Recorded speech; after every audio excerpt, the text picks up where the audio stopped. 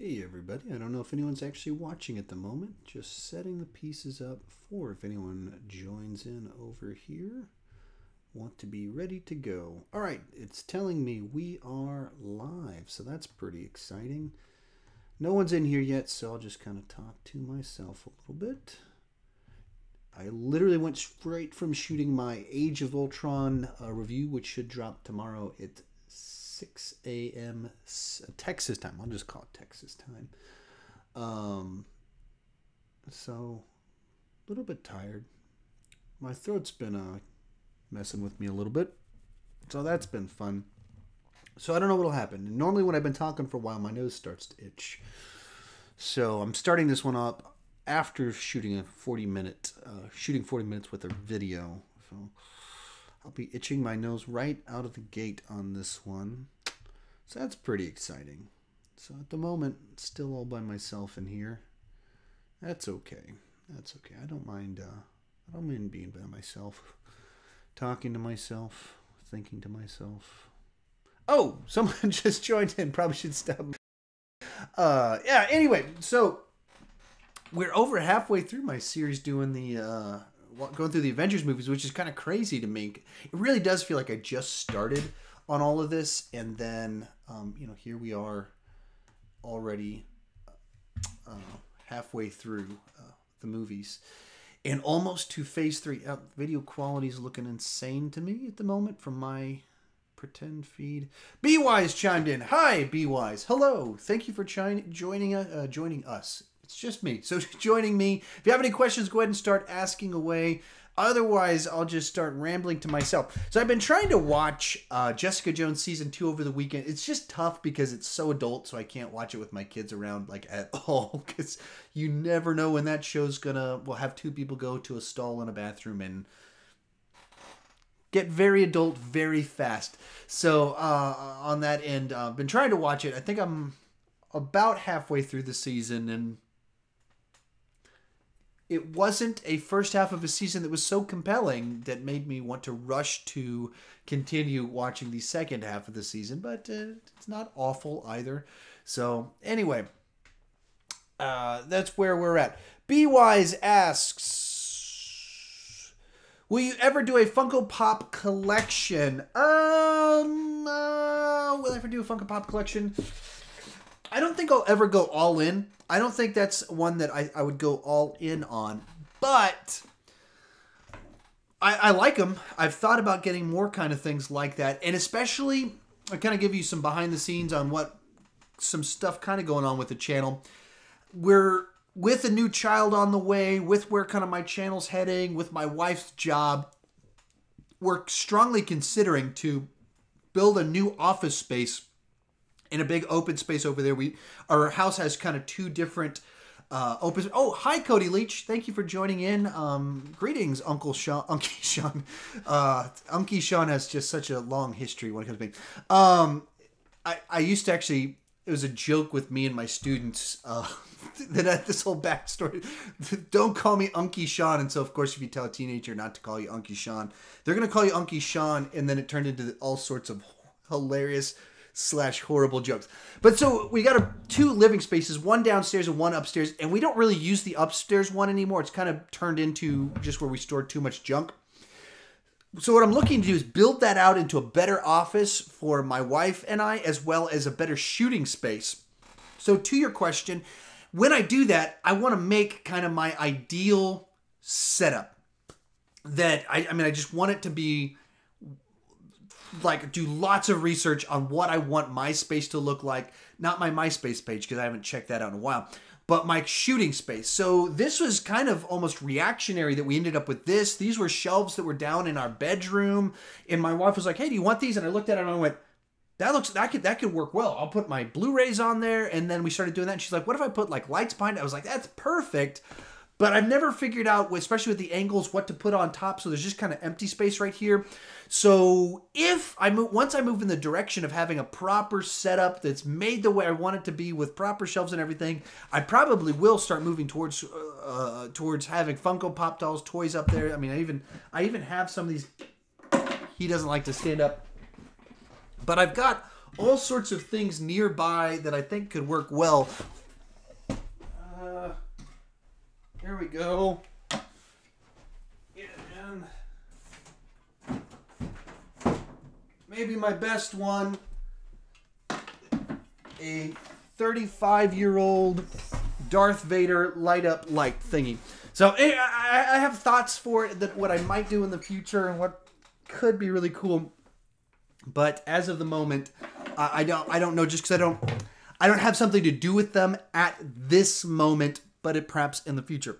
Sorry if I start itching my nose a lot. And the longer I talk and the more I shoot, my nose getting itchier and itchier and itchier. I'm shooting this live stream immediately after I shot my Avengers Age of Ultron review. So anyway, I got some questions coming in here. Or comments, probably offensive ones because Cody left something. Uh-oh.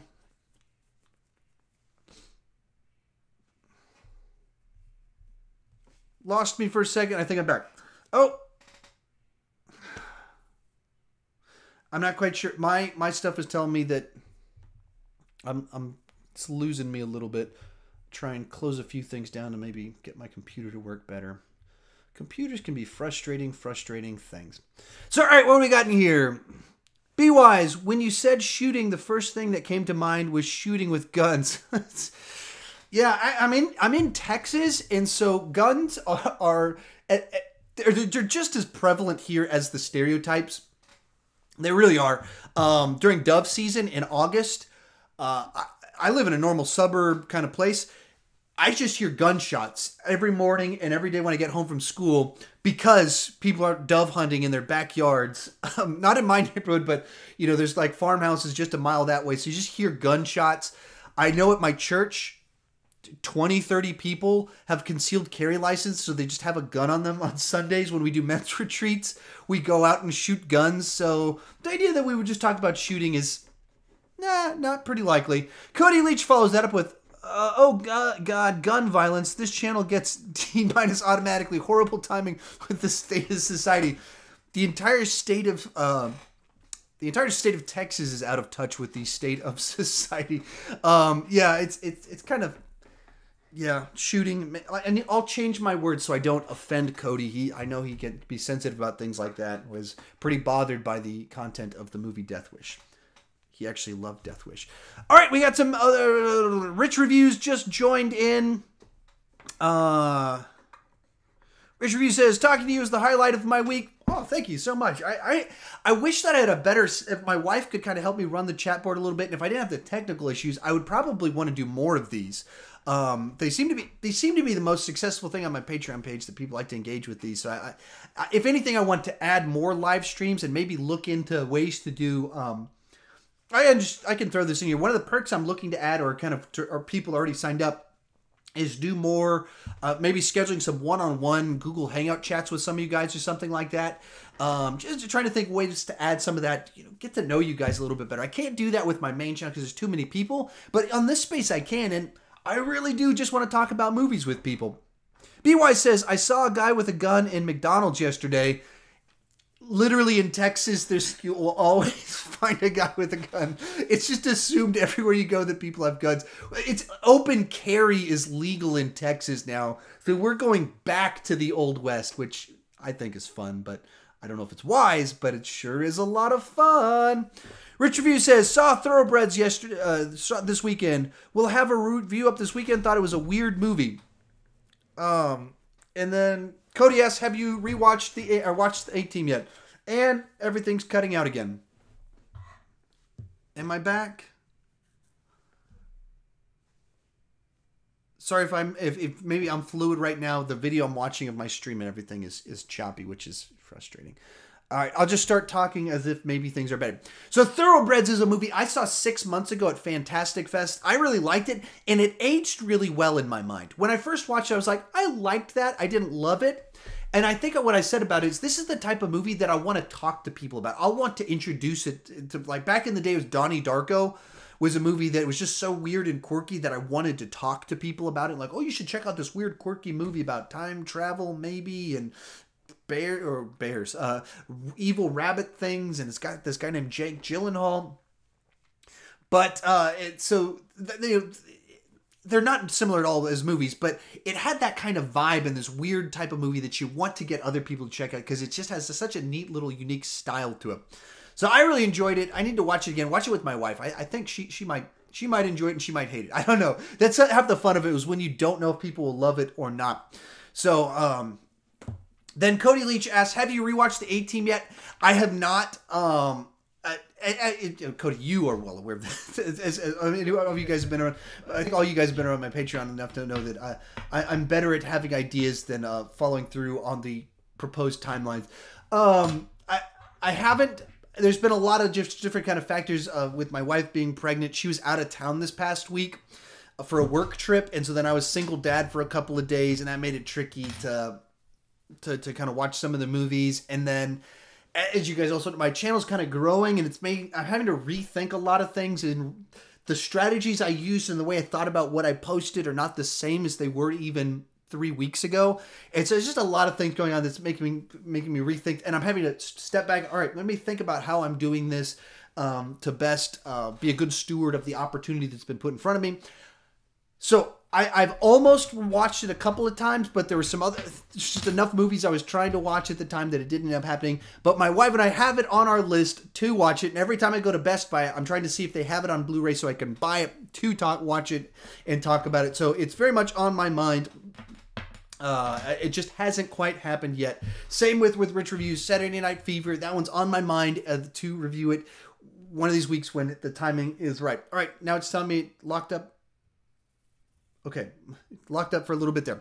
All right, Rich Reviews says, after watching and reviewing Punisher Season 1 and watching Daredevil Season 1, currently in the middle of Season 2, so does the TV MCU characters occupy their own area of New York City? The Marvel Netflix stuff is very much the cousin to the MCU. Technically, they're in the same universe, but only technically. I mean, it's its own thing. And the first season of Daredevil very much is in a way continuation of the Avengers, because they talk about the event, and because of that real estate price drop, that brought the Kingpin in. So a bunch of stuff happened coming out of the Avengers that sets up Daredevil Season 1. At the same time, it's doing its own thing. All sorts of other things have happened in the MCU that don't tie into the Marvel Netflix stuff, and the stuff that happens in the Marvel Netflix stuff doesn't go back to the MCU. So they very much seem to act like it's self-contained little universe thing that doesn't tie back to stuff. So it's kind of frustrating, because I've been doing kind of these videos where I'm ranking the heroes and villains and stuff like that, and people keep being like, what about Agents of S.H.I.E.L.D.? What about the Runaways? What about Agent Carter? What about... when I say MCU, I mean the movies. That's all I mean, is the movies. I don't mean all the other stuff. It's cool that they exist there and kind of fill in some gaps, but MCU is the movies. The cinematic universe, all this other stuff is cousins and things like the extended family in my mind. Rich Reviews says, what I love about Alamo Drafthouse is that they show older movies. Monday, they're showing Whatever Happens to Baby Jane. Yeah, that's in Austin, that's when they really kind of got their reputation when they first launched, was that they showed all of these events, and that's where you could go to see older movies, and they would do sing-alongs, they would be quote-alongs, and before the movie starts, they play like novelty stuff. They don't just play, if you go to see a movie at Regal Cinema or Cinemark or AMC, they have their own pre-show with all the, very corporate, generic, bland stuff that they play as their intro stuff. When you go to Alamo Drafthouse, it's movie nerds that pull up like videos from YouTube and old ads. And so if it's a Bryan Cranston movie, they'll show the whole thing is a bunch of like commercials Bryan Cranston was in, and clips from Seinfeld with Bryan Cranston. And so when you would show an older movie at the Alamo Drafthouse, it's just such a fun experience because of all the other stuff that kind of goes into it. And you can order a pizza and they bring it right to your table, or whatever else you want to order. They've got all sorts of food in there. Cody Leach says, excuse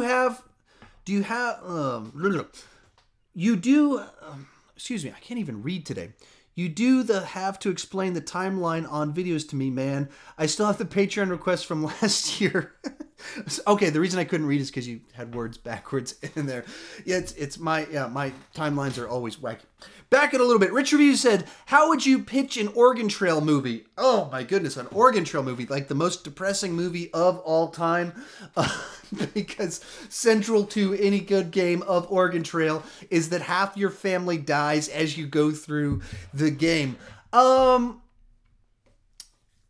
I don't know. There's a lot of the movie in and of itself has a very clear. Certain elements to it are pretty clear because your character's intention, the inciting incident, the destination, what we're trying to do is very clear. We are here, and we're going to take the Oregon Trail to here. So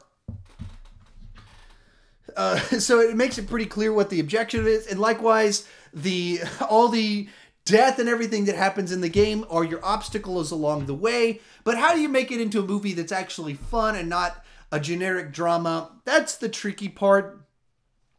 I would guess you'd want to go some sort of self-referential meta. You'd go the 21 Jump Street approach to it, and you have incredibly depressing things happen that are played with this really dark sense of humor that's very meta in its referencing of what's going on and the setup as you go into it of like people, the way you talk about the Oregon Trails, you joke about your kids dying. So you have the people before they leave joking like, we're going to go on the Oregon Trail because we got too many kids. You do stuff like that that is incredibly dark humor, but at the same time, really funny in the right context. Rich Review says, I almost prefer Michael Clark Duncan as Kingpin over Vincent D'Onofrio. I mean, I don't know how you really compare the two because they're so different. One is much more intentionally comic booky, as the fault of that Daredevil movie is it was too comic booky, and so people in the tone was goofy at times because of that. And then you've got this very grounded, dark, quasi R-rated Kingpin that's kicking people's heads off. So I don't even like to compare the two because they're just so different. Rich Review said, tried watching Agents of S.H.I.E.L.D. for half of a season, thought it was garbage. I've watched half of a season. I thought what I watched was garbage, so I stopped watching as well. Then we get to what I read before with Cody Leach talking about my timeline and how I change when I'm going to do things all the time. Cody Leach asks, everything good with upcoming Chandler? Yeah, everything, all tests, everything has been good with our upcoming child that's on the way. This go round, my wife has been by far sicker than every previous pregnancy. She didn't really get terribly sick with the first two kids. Everything was nice and smooth. And this go round, she's been sick from the very beginning. I mean, just very sick. Which is funny because she has a full-time job now. She started a full-time job 5 days after she found out she was pregnant, working from home. And so just the timing of all it was kind of funny that she just happens to get a full-time job, gets pregnant. And this is the pregnant where she has a full-time job is the pregnancy where she's just sick all of the time. So fun times. Pregnancies are amazing and awful all at once. Rich Review says, here's an idea for a ranking video, the Ed Wood filmography. That's kind of difficult to do because so many movies, so many of them are, they're like softcore porn is what a batch of them are. And so which ones do you call, I mean, I'm not going to review those. I'm not going to watch those and review those for my channel. And some of them he's made movies that they've been screened 3 times in movie history. They showed one at Fantastic Fest last year. It turned out I was in the screening. It turned out, you know, it was one of these dirty movies and everything. It's like, whoa, what movie am I in right now?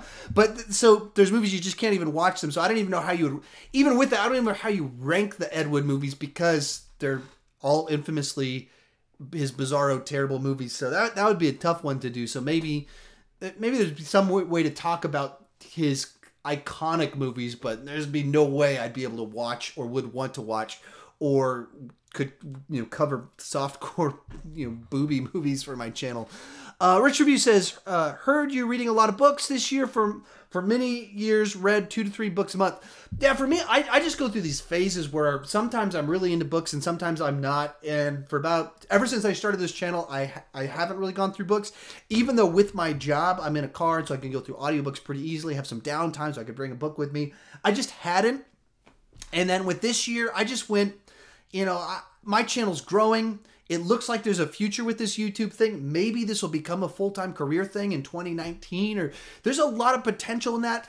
And I need to be the best version of me. I need to expose myself to the most ideas, the most stories, things that I would naturally gravitate towards new ideas, new types of stories. And I just set a goal. I'm going to go through a lot of books this year because I just need to be a better version of myself this year. I need to make growing a goal for this year. And so that's where a lot of that came from. Wander This World 97. Thoughts on the Japanese Godzilla movies from the 50s through the 90s. That's never been my niche. It's the sort of thing that I like everyone else, have watched some of them and they came on TV, or in periods of time where I've been like, I need to check out. I'm going to watch 3 of these Godzilla movies this week, but at no point in time did those lock in as my thing. They never became my niche. So I don't really have strong thoughts on them. It's the sort of thing where for a batch of people, these are amazing. They're nostalgic for them. For me, it's like, I can respect this. I can appreciate what this is. It's just not for me. So I just don't have strong thoughts on them. At some point in time, perhaps I'll do something with Godzilla. People frequently ask me in the comments, hey, rank the Godzilla movies. It's tough because there's a bazillion of them and different continuities and all that fun stuff. So I'm not quite sure what I'll do with some of that stuff, but yeah, I don't have strong thoughts. I saw the Roland Emmerich Godzilla movie one time, and that was when it was in the theater. That's my whole experience with that one. I saw the recent one. I enjoyed the recent one well enough. But yeah, anyway, I don't have too many thoughts on it. Rich Review says, your wife and Kate Middleton have something in common with being sick in pregnancy. Yeah, a lot of people get sick in pregnancy. We were lucky the first 2 go-rounds, and this go-round we're not so lucky. Rich Reviews, can you do a Hank Hill impression? I don't really do impressions, so anything... Bobby? I don't know. I'm not an impressions guy normally. Yeah, I think that's all I got for is Bobby trying to do that, and I'm sure it's a horrible version of it. But King of the Hill, I mean, it's weirdly reminiscent of Texas because obviously it takes place in Texas. The main guy has all sorts of roots in Texas. And so there's little things about it that just feel like it's from where I'm at, even though it's obviously an animated show. So it's an interesting one. So I've never watched all the way through it, but I've watched a good bit of King of the Hill over the years. So yeah, fun times. Rich Reviews. If you could go back in time to prevent a bad thing from being made, what would it be? Oh, I have no clue. It's tough because you don't know what the butterfly effect is. So it's the classic one of, well, if you could kill Hitler, would you kill Hitler? And then I've played the Command and Conquer games, and so I know what happens if you go back in time and you kill Hitler. All it does is make Stalin even worse, based off those video games. I don't know. It's not like I have a thing in mind as to what I would do. I'd be more going back in time. To me, would be more interesting just for observation rather than to change things. Change things seems like you are going into dangerous territory instantly. I don't want to do that. But I would be very interested in, for just experiencing the past, seeing what it was like. I think the interesting thing about if you could go in the past, what would make it, is it, for all the ways in which we think we know a lot about history and talk so confidently about the past, we don't know. History is written by the winner, and it's not very reliable. I mean, you even think about all the biographies of people that we have right now that they're well known to be false or to have things fabricated, all the rumors, all that fake stuff. That's all true of the past, except there's so much less information to verify things from. So we have really, really, really, really, really unreliable knowledge about the past. So that's what I would be interested in. Like, go back in time. What was really going on with some of this stuff? Rich Review says, what do you think of the future of big multiplexes? I think for the time being, big multiplexes are fairly safe because there's still a demand for big, gigantic blockbusters that are on a gigantic screen with amazing sound. So I think that's the bigness of it. I think that's going to stick around. I think what's going to go away is mid-range dramas, comedies, horror movies. I think a lot of that stuff is going to move towards Netflix, streaming, direct to video.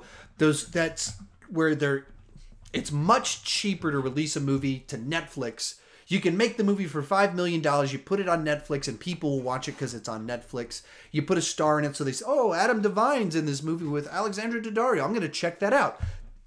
That's a real movie that came out like a month ago. I didn't know anything about it until 1 week before it came out. I saw one trailer because an article was about it, and then I watched the movie and really enjoyed it. But big blockbuster movies, I think that's always going to be on the big screen. So I think the push is always going to be just bigger, bigger, bigger, bigger, bigger, bigger, bigger. Rich Review says, rank the Richard Linklater, his before trilogy. I couldn't do that right now. I'd have to rewatch all the movies. I've watched all of them spanned over the last 20 years, but not fresh enough to be able to give any definitive ranking of them. As for my channel in general, some of those ones get tricky because I don't know, my channel's getting much more defined and it's moving more in this direction of mainstream franchises, Marvel, comic booky type stuff. Some of it's getting tricky because where I had covered a lot more niche stuff, it feels off focus now. So it's getting tricky for me. So I'm wondering if I have a lot of thoughts about starting a second channel or doing more of that stuff on Patreon. I just don't really know. It's tricky to know. There's so many things kind of going on. Wander This World 97 says, what movies are you on the hunt for on Blu-ray? Well, 18 was one. I had been looking for A Few Good Men, and I ended up having to just get it on 4K Blu-ray this past week because I couldn't find the regular one. I don't really have like a list because I might be locked up right now.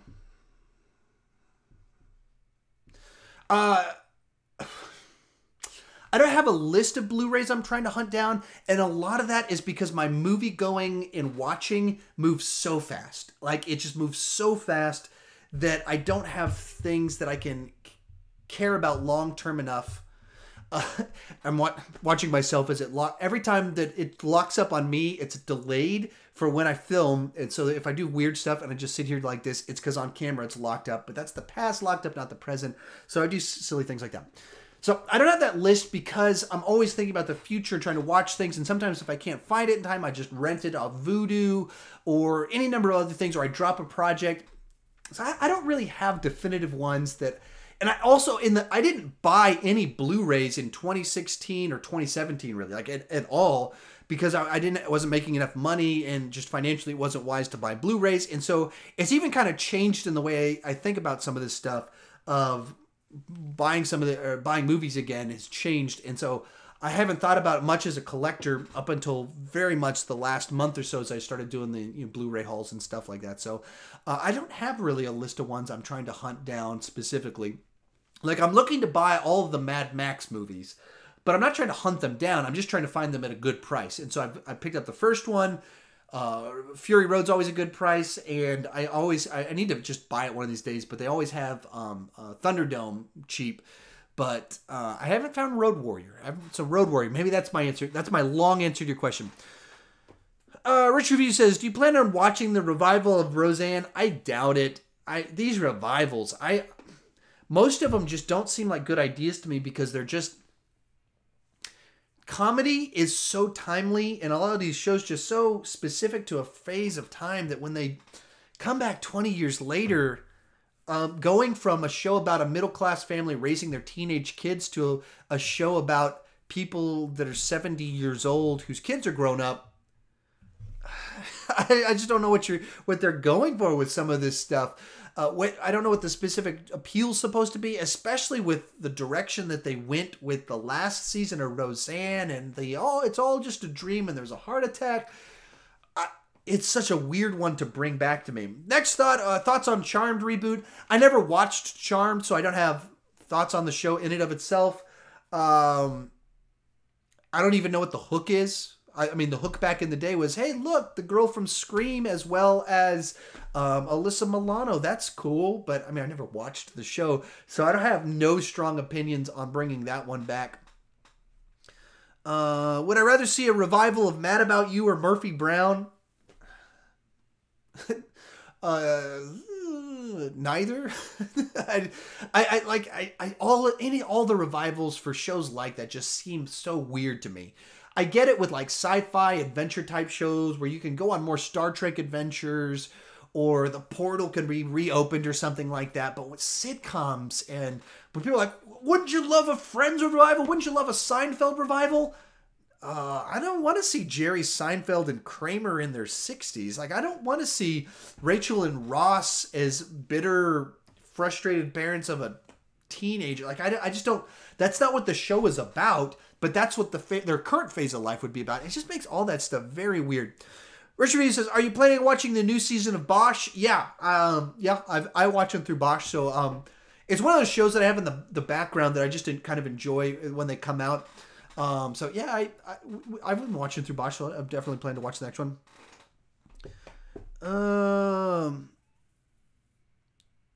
Wander This World 97 says, "What would be your ideal theater setup be?"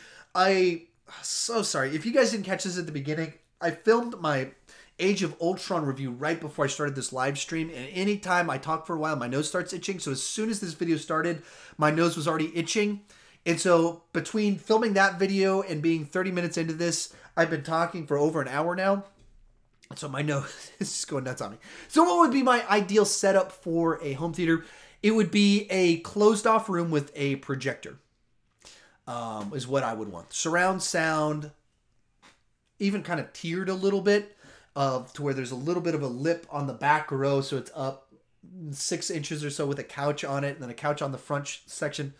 But then a room's closed off, no windows, and a projector, so it's huge. I mean, gigantic. I don't know if I'm sure they have 4K projectors. Of course they have 4K projectors. Something like that, though, that you just, when you go in to watch a movie in that room, you are watching a movie. That would be kind of the ideal one for a home theater type setup. I used to have a projector at my house, and then it just became impractical at a certain point in time. And then flat screen TVs just got good enough that it was like, it makes more sense to have one of these flat screen TVs, because for a while there's a little window there where I think that the projector technology might have been the better option, especially if you got the warranty with it. Then you could get a free bulb whenever your first one went out. So it's pretty easy to burn out a bulb once you realize, all right, like this is out in a month, I'll just not turn this off. And that's kind of what we did. And so then we got a second bulb out of it. And by the time that second bulb was up, it was like, it's time to move on to. So we got our first flat screen TV, and they're just TVs are so good right now that, it's tough to battle some of those. Rich Review says, thoughts on Charlize Theron on being rumored to be James Bond? It seems like a really stupid rumor, because she's from South Africa. So a South African James Bond is what are we even talking about? There's certain things about James Bond that if you go to the point in time where James Bond is from South Africa and a blonde woman, why are we even calling this James Bond? What do we think that James Bond is if that's what we're doing? So I think it's a ludicrous rumor. If they actually do it, it's even dumber and even stranger if they would do that. Why would you not just... I mean, we've already done this. We've already given Charlize Theron her own franchises and given her amazing roles in Mad Max, and it was an amazing movie, but showcased her well with Atomic Blonde. We don't need Charlize Theron to be James Bond. It's just kind of bonkers to even think about that sort of thing. And even the central idea of James Bond gets lost when you're like, if it's a woman and she's a hot woman and she can sleep with whoever she wants. Like, the concept of that, it gets a little bit silly where you go, kind of the appeal of James Bond is that he's a man that can somehow seduce any woman. The idea that Charlize Theron can seduce any man it's not the same thing, because, really, if she just walks up to him and he goes, hey, I'll sleep with you, I'm sure he'll say yes to that. That doesn't work with a guy. Even a hot guy can't just walk up to girls and say things like that. He gets slapped if he does that. The dynamics are very different. So even the concept of a female James Bond gets a little bit weird, and like, why are we doing this? I don't see the purpose of it. It really don't. Richard Reed says, what happens if Avatar 2 fails or fails hard? I have a hard time seeing that one being anywhere close to successful as the first one. So I assume it's going to severely underperform from what they're thinking. Everything about that one is odd. James Cameron's admitted that they're 4 and 5 aren't guaranteed. 2 and 3 seem to be a lock, but 4 and 5 only happen if 2 and 3 do well. I don't like to count out James Cameron because he's got a great track record, but it would not surprise me at all if they underperformed and they had to rethink their plans for 4 and 5. Rich Review says, rank the Home Alone movies. I did on my Patreon page. It's on there. Back in December, I ranked them as an exclusive for the Patreon page, so it's there. This December, I'll probably do them for my main channel. That almost definitely happened, but I haven't watched 4 and 5, the direct-to-video ones. I don't know if I will, but that was somewhat the reason I only did it for my main channel, is that I hadn't seen all of them, but I will on my main channel, and I have on it's already on my Patreon page. Rich Review says, I truly believe that in 10 years that Dunkirk will be remembered more than The Shape of Water. Oh yeah, definitely. Without question, people will be talking about Dunkirk more than The Shape of Water. Shape of Water's tied to Guillermo del Toro, so it won't be totally forgotten, but I mean, if you look at the movies that have been winning Best Picture for the last 10 years, they're selecting a different type of movie than what they were selecting back in the 90s. You look back at the 90s and you got, Silence of the Lambs, Braveheart, Gladiator, Shakespeare in Love winning. Movies that were big hits at the box office. Lots of people went to go see them. And they were very good movies. The last 10 years, it's a lot more of, there's a movie that's very niche that the Oscar people loved. That's what the last 10 years, very few of them are big hit movies. They're not selecting Dunkirk to be the winner. And so, absolutely, just because Dunkirk was very well received, it did get nominated for Best Picture, and it's a Nolan movie, and it did great at the box office, so it'll almost certainly be remembered far more than The Shape of Water, which, for an Oscar-nominated film, did well. It's obviously won Best Picture, but it's just not a movie that it hasn't hit the mainstream audiences haven't gone to go. I haven't even watched it yet. It had a weird release where I was at, so I didn't even end up going seeing it. And I had a coworker that wanted to go see it with me. So movies like that don't hit the culture the way that a Christopher Nolan movie does. So Richard says, have you read any of the James Bond novels? I have not. They're something that I'd like to go through at least one of them this year. So if I enjoy it, I might go through 2 of them. I'll only take a couple more questions on here. I got a couple good ones on here. So I might close out with these last 2 questions unless there's some that can end with. Wander This World 97 says, do you think the day of the action movie star is dead?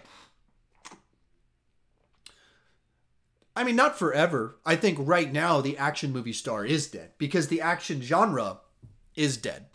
The action has been pushed to these big blockbuster comic book movie adaptations. That's where you get action now. You don't have straight up action movies like we had before, so you don't have action stars like we had before.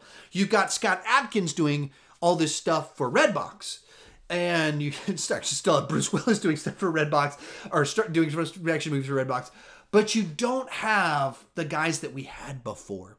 You don't have the Van Dammes, the Seagals, who we'll talk about in just a second. And that makes it tricky. When that genre's kind of gone. I mean, you don't even really have the Bruce Willises. You don't have the Stallones. You don't have the Schwarzeneggers. It just doesn't exist like it did before. And the idea of back in the day, the biggest budget movie of all time for a very brief window of time was Rambo 3, which is a movie about a guy just shooting machine guns and blowing things up. That's not what big blockbuster movies are anymore. So I think the action star's gone the way as well as the action movies gone way. And maybe it'll come back at some point in time. I don't really know with just kind of where our culture's at in its discussion of guns and especially where Hollywood's at. I just don't know. To your next question, Wander This World 97 says, do you prefer JCVD or Seagal movies? That's tough. They're very much, it's a question to me of, Schwarzenegger or Stallone, which ones do you prefer? And I love both of them. They're both guys that I love. And JCVD versus Seagal, it's tough. They had a window there where they were running at the same time. They do very different types of martial arts movies, and just even their style of martial arts, totally different from one another. So I understand why they're people we compare next to each other, but they're so different, because with the Aikido guy with locks and throws, where he's always a commando guy in the army, he's a police force, versus Van Damme doing a lot more straight up normal martial arts movies in the sense of tournament fighters and stuff like that. Very different types of movies. I would say with the best movie of the bunch, I would say I'd go Under Siege is the best between their kind of highlight periods there. That's the best movie in there. So best goes to Seagal. And Seagal got to work with better directors because he got Andrew Davis for some of his stuff in there. So he got to work with some really talented guys for a couple of his movies. So I think that kind of helped him out. But I like Van Damme a lot more than Seagal. Seagal just seems like an insane person. Whereas Van Damme seems like a guy that his ego got the best of him, and he's kind of come around and become self. So I like Van Damme a lot more as a guy and what he's done with his career. And he still does some total crap these days, but he still shows up in some cool stuff these days, makes fun of himself, whereas Seagal hasn't done anything that's watchable in the 21st century. Like the last watchable thing he did was 20 years ago, maybe over 20 years ago. Whereas Van Damme's done some really neat stuff even in the last 10 years, even in the last 5 years. So I'll go with Van Damme just for that reason, even though if you're just doing movie to movie, I'd have to like compare him a little bit more. All right. Final thing I'll address on here and say goodbye to everybody. Rich Review says, I have only agreed with 4 Best Picture winners since Return of the King: No Country for Old Men, The Hurt Locker, 12 Years a Slave, and Spotlight. Exactly. And you look at that list and you go, those are movies people still talk about and that had something about them that popped or was relevant, a truly great movie that moved you emotionally. And a lot of these other movies are just, they're movies for Hollywood people. They're movies for critics. They're not movies for people. I'm sorry. And I mean, I didn't even see a lot of this year's Best Picture nominations, and I saw 107 different movies last year. And so that's just, it's weird. It's the stuff that makes me not like Hollywood, the pretentious side, where they get full of themselves and they feel like they have to give meaning to what they're doing, and they think they're more than just entertainers. And so then we have movies that have a purpose, an agenda that's transcending all of this, and it's so out of touch.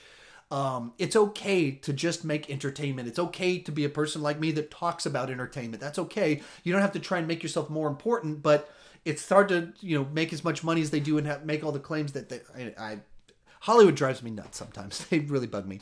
Last little thing I'll read, and I'll say goodbye. Thank you guys so much for watching, tuning in, for your support, all that fun stuff. If you need a laugh, look up the video on YouTube that compiles Steven Seagal's nut punches. You won't believe how many there are. I actually probably will do that. That sounds like that would be a lot of fun to watch with my son, actually. My nose. It's driving me crazy. And sorry, guys. Thank you guys so much for your support. If you haven't checked out the video, I put out a video a day or two ago where I talked about what I'm doing with you guys' support.